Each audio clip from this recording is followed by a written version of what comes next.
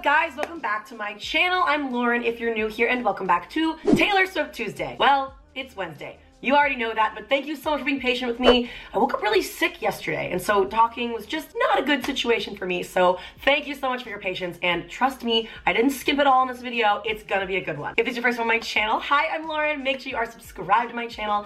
I talk about all things pop culture from a positive light, especially my Taylor Swift Tuesdays. Guys, can you believe that the album is finally here? I know we've all probably had a lover-filled weekend trying to figure out which ones are our favorite songs, and of course trying to figure out those hidden meanings. I think right now for me, my top 3 favorite songs, because obviously it changes every single day, is Paper Rings, London Boy, I Think He Knows, and I Forgot That You Existed, but it really changes every single second. Today, for some reason, Death by a Thousand Cuts was like all up in my grill, and I loved it. But yes, comment down below which ones are your favorite at the moment. I know it's hard to choose, but just right now, today, as soon as I ask this, what's the first ones that come to your mind? In case you missed it, I have uploaded 4 videos since last week's TST. Have you watched them all? Because you really need to. Of course, I uploaded my reaction to the absolutely incredible Lover music video that I still need to decode. Yes, don't worry, it's coming. I'm just sick and I'm broken and there's all these things going on with my life right now. So go check that one out. And I also uploaded my full Lover album reaction. That was so much fun. I'm really happy that I have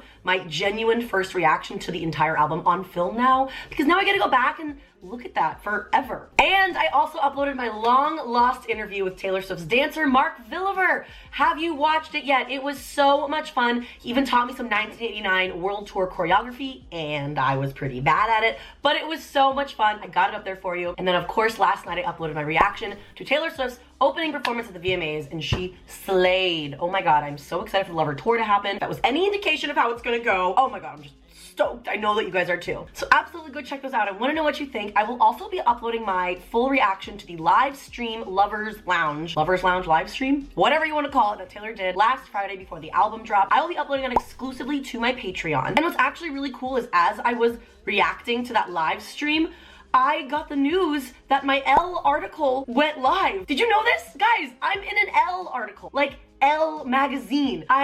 It's so cool to think about. A few weeks ago, a staff writer from Elle magazine reached out to me, and she just wanted to talk about Taylor Swift and the fandom, and I did not realize how much of our conversation she was actually going to use in the article, and it's really cool. You've got to go check it out. I'm so very grateful. Like, I have you guys to thank for the reason that my channel is getting all this attention recently, so thank you so much. You guys just make me so very happy, and you know, you keep me going on the days when I sound like a raspy little chipmunk. And with that, let's just hop right in. Obviously, everyone has been insanely excited for this album to drop. Have you been seeing all the Amazon Prime boxes, the billboards on buses around? She's also doing this really cool thing with Apple called their like Apple Lab, where in select stores around the, I think the country or maybe the world, I'm not positive on that. I will include a link down below. You can sign up for special classes or seminars where you get to play around with a stripped down version of You Need to Calm Down, her song, and you can like play with it in GarageBand. Sounds really cool. Click the link down below if you want to learn a little bit more about that, and also comment below if you've done this, because it sounds really cool. I don't quite understand it, but I think you just get to go in and like play with the song and make it your own, like remix it if you want to. So if you got a sick remix for it, hit me up with it. You know where to find me on social media. Friday was a crazy day, obviously. Comment down below if you were a part of this crazy line that went like a few blocks down the street. People were camping outside overnight just to get these Good Morning America tickets, because obviously she performed at Central Park, and it was absolutely amazing. Like I said last week, it was so cool to see some of my Patreon members fly out there and like meet up and get to go see Taylor Swift together. We're really becoming like a little family on my Patreon if you want to join. The link is down below. She performed You Need to Calm Down, and oh, she of course slayed, but her outfit also was on point. Stay tuned for the Steal Swift style segment. I've got a lot of fun things for you today. Like I said, the line for GMA was all the way down the street. Taylor Swift saw this online, and she had her dad, the one and only Scott Swift, go out there and deliver guitar picks and pizza for everyone waiting in line. So amazing. Could you imagine Scott Swift just showing up and handing you boxes of pizza? I die. Absolutely amazing. So great. How many times have I said amazing so far? A lot. I need a new word. I'll work on it.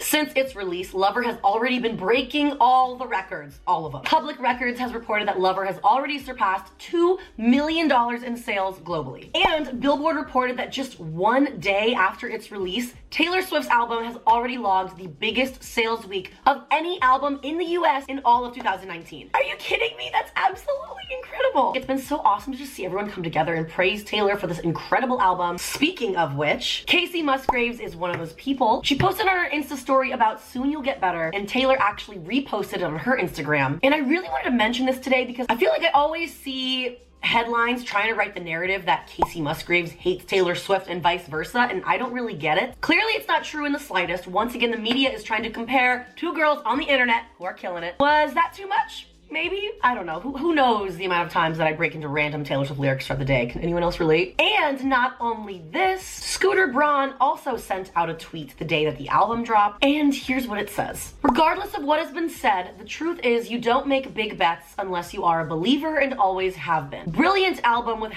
#lover. Congrats Taylor Swift. Supporting was always the healthier option.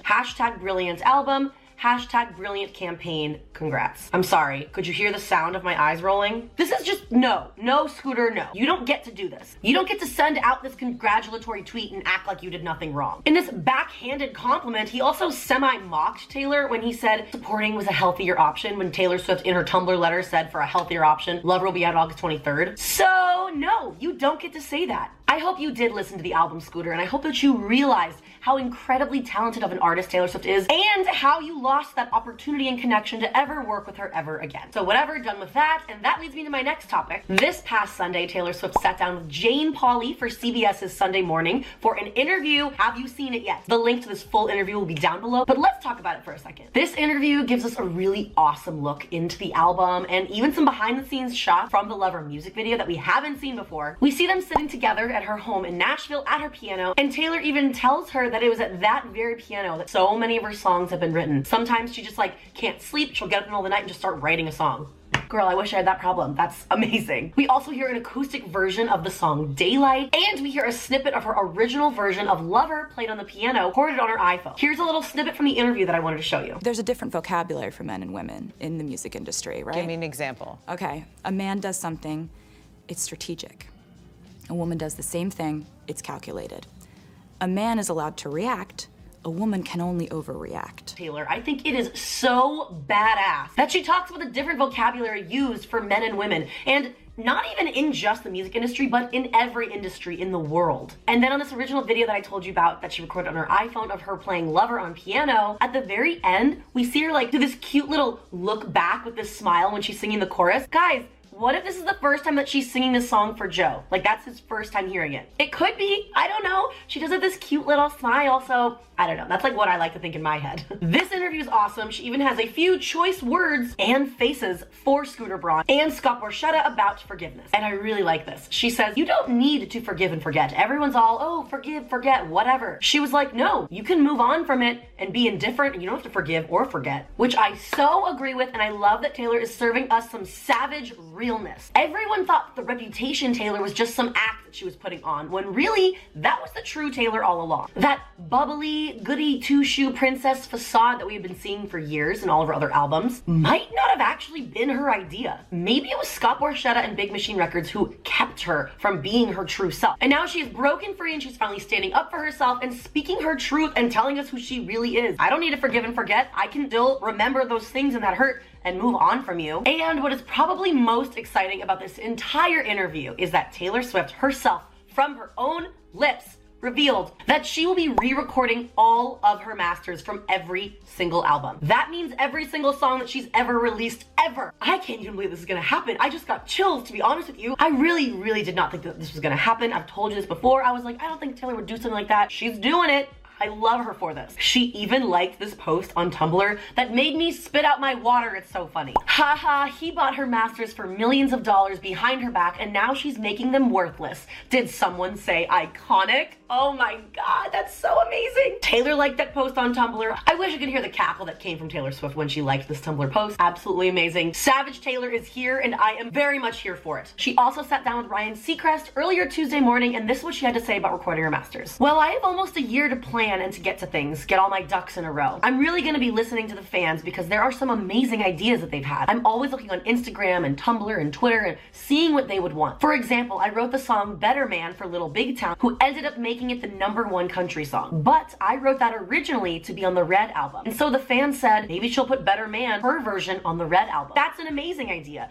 So I'm gonna be listening to what they say. I think they want me to stick to the original production a bit, make them pretty close. I don't think they'd want to hear Teardrops on My Guitar, the pop version. And so the best part is, contractually, I can make them nearly identical to what they were originally, which is great. It's weird. It's a really weird part of our industry, but I'm actually really excited. This whole space of my life is about freedom. The Lover album to me completely represents freedom. Creative freedom, artistic freedom, being able to freely own the work that I made and have put into. Now I can do that with the rest of the albums I've made every decision for, came up with every idea for. They'll all be mine eventually, and it's really important to me as an artist to have that moving forward. Yes, we are so proud of you for doing this, Taylor. I cannot wait for you to own every single piece of art that you put out into the world. But damn, that's gonna take a very long time. She told us that she can't start doing this until 2020 because of contractual terms. But wow, when you think about it, think about the amount of money that she's about to spend to do this, to re-record everything, to rent studios, to hire musicians, to hire audio engineers, producers, all of that. It's just really cool to see her dedication. It makes total sense to me. Do you think that by her doing this, she's going to put her entire back catalog back on the top charts? I wouldn't doubt it. Who wouldn't want to go back and listen to Taylor Swift re-record all of her old stuff, but the 2020 version of Taylor Swift? That's my prediction, is that when she does this, her self-titled album, Fearless, Speak Now, Red, they're all gonna make their way back up the chart. Yep, that's my prediction. You heard it here first. She ended the CBS interview with an incredible quote that I really wanted to tell you guys about. The interviewer, Jane, asks her, where do you see yourself in 20 years? And Taylor was like, oh, I can't plan that far. I really can only plan like 6 months in advance. And when Jane Pauley asked why, Taylor said, well, I tell myself it's actually really ungrateful to just assume that you have 20 years. Like,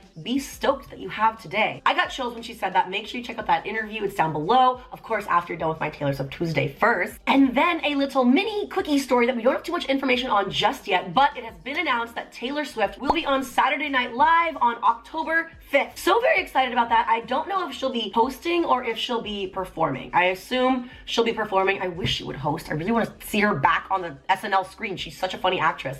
But she will be appearing on SNL with Phoebe Waller-Bridge. So very excited. So set your DVRs, October 5th, SNL. Cannot wait. And then before I get into the VMAs, because there's a lot to cover there, let's move right into Steal Swift Style. Steal Swift Style is the fashion segment of my show, where I include links in my description to items online that look like things that Taylor Swift has worn recently, but they're much more affordable, allowing you to steal her style. Let's start with this promo photo for Lover that was just released. She is wearing this pink Free People button-up romper. It's for $200.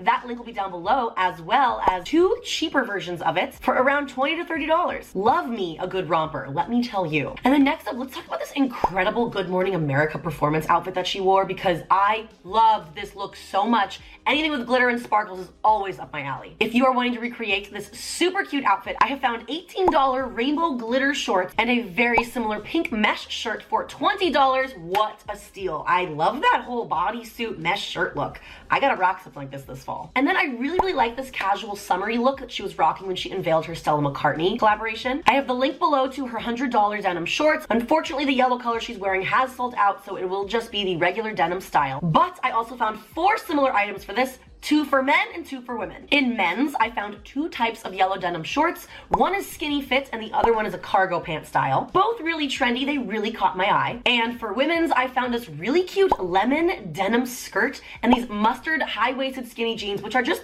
gonna be perfect for fall, and they're both very affordable. Now let's talk about her look for the VMAs, because I am in love with this custom-made Versace jacket that she wore. Obviously, since this is custom made and it's Versace, it was very hard to find similar versions of it, but I did find this zebra chain romper that kind of gave me some VMA red carpet vibes, and this pretty cute chain print PJ set. I think both of them are really cute and kind of similar. I will continue to look, but do you guys like PJs and stuff like that? I did see that one of you guys purchased the star PJs from last week's TST, and it was really cute, so I don't know. Who doesn't love a cute little PJ set? Let me know if you're interested in that. This is a group effort here. I want to look for the stuff that you want me to look for. And then, can we talk about her amazing sparkly jumpsuit that she wore for the after parties? It looked absolutely incredible on her. And I have 2 versions of them down below for $15. And they are just both so cute. I'm definitely gonna be purchasing one of of these. As always, let me know if you guys have any requests for any type of items that you want me to look out for, and let me know if you have purchased anything through my links and how you like it. By the way, in case you didn't know, if you do purchase anything through my links down below, either it's clothes or makeup, I actually make a small commission from your purchase, and that actually helps me and the future of this channel. So thank you very much for your support. I appreciate you. Okay.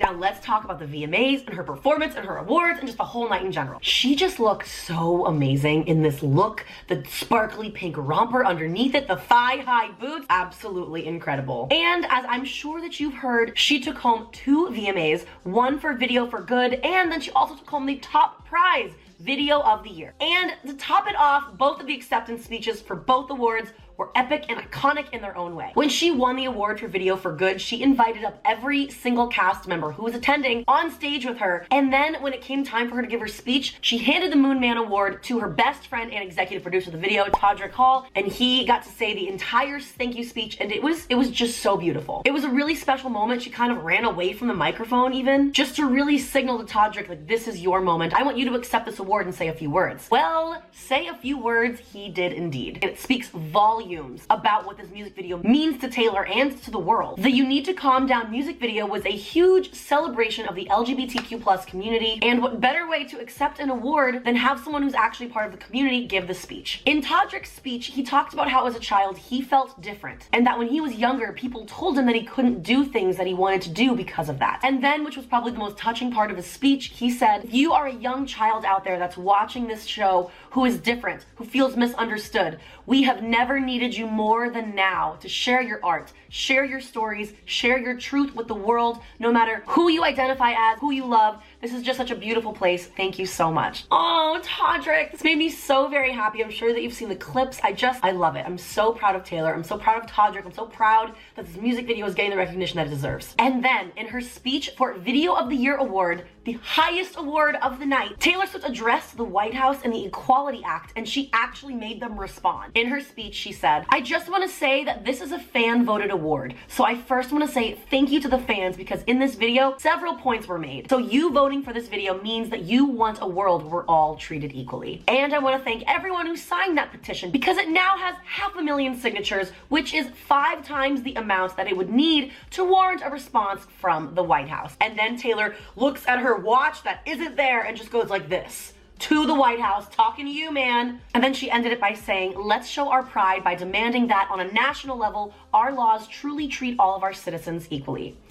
Oh my God, we're so proud of you, Taylor. Thank you so much for doing that, saying that, starting that petition, and just being so, like, trailblazing about it. Also, here's a fun fact that you guys might not know. After they won the award, Taylor Swift left the stage with all of the cast members from the music video, and then she said that she told MTV she wouldn't perform the opening number for the VMAs unless every single person who was in the music video got a VMA Moon Man trophy if they won. So she gets off stage and she goes, by the way, you will all be getting 2 Moon Man awards. Every single cast member. That's incredible. And it's just, oh, Taylor, that's so incredibly thoughtful of you. And like, we already know that she is such a thoughtful person. She really cares about others, but I like to tack it and stack it on top just to show these are the small things that Taylor Swift does to really just prove how different she is from everybody else. I just love finding out these little tidbits because it just proves to us day in and day out, she really authentically cares about others and how they're treated. And what's more important is that after this aired the next day, the White House actually responded to Taylor Swift. In a statement, they said, the Trump administration absolutely opposes discrimination of any kind and supports the equal treatment of all. However, the House-passed bill in its current form is filled with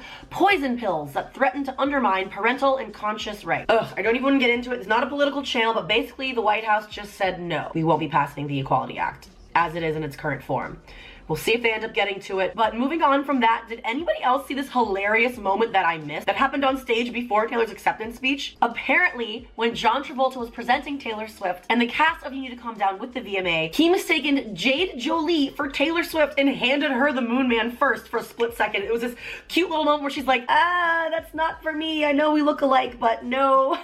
Absolutely hilarious. I mean, John Travolta has already gone down in award ceremony history for introducing Idina Menzel as as Adele Hazim. It's honestly one of my favorite award ceremony moments in history. It really is. So funny. Oh my god. This week's video shout out goes to my YouTube subscriber, Ariella Shebson. She subscribed to my vlog channel, and in a comment she said, I would love to see a day in the life of Lauren on your vlog channel. Thanks for all of your hard work. We appreciate it. Thanks, girl. I appreciate that. That's so nice of you. Yes, I am bringing back my vlog channel. I'm gonna be posting some vlogs very soon. I'm actually going on a really cool trip coming up. I'm gonna vlog that. And I appreciate all of the awesome video ideas that you guys gave me. So of course, make sure to subscribe to my vlog channel. If you want to be next week's video shout out, make sure you follow me on all of my social media handles. And this is also gonna be another YouTube challenge. Go to my YouTube video where I did an interview with Mark Villiver and comment down below someone else you would like to see me interview on this channel. It can't be Taylor Swift because obviously, I want to interview Taylor Swift, guys. It's not like it's my dream or anything. But if you want to be next week's video shout out, go to my Mark Villiver interview video, comment below someone else you'd like to see me interview because I really like that series. It makes me feel like I'm an on-camera host again. And I just love you guys so much. Thank you for being patient with me. I'm trying to fight this sickness. I'm trying to heal my hands. There's so much going on in my world that's trying to keep me from making videos on YouTube, but they will not succeed. I will continue to make videos on YouTube, I promise. You guys are amazing. I want to know your thoughts on everything that I just said. I'm gonna start working on decoding some of these videos. You know that those videos take me a long time to do, but I'm determined to do it. If you enjoyed this video, please make sure you leave it a like. Your likes really help me out with the YouTube algorithm. And of course, make sure you're subscribed with all of your post notifications turned on, and I will see you guys in my next video. Bye!